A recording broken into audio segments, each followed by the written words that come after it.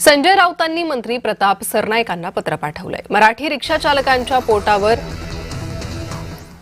मारू नका, रॅपिडोमुळे रिक्षा चालकांच्या रोजगारावर संकट आलंय। खासदार संजय राऊतांनी पत्रातून हा दावा केला।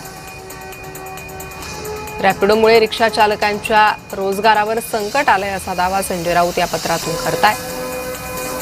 संजय राऊतांनी त्या संदर्भातलं पत्र मंत्री प्रताप सरनाईक यांना पाठवलेलं आहे।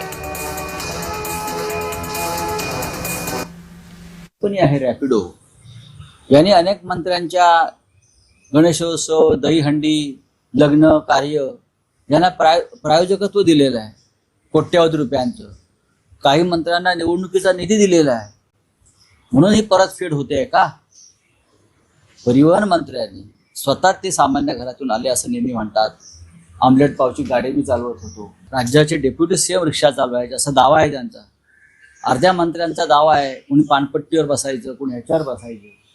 मग ही सगळी मुलं जी आहेत रिक्षा चालक गरीब, त्यांच्यावर तुम्ही अन्याय का करताय?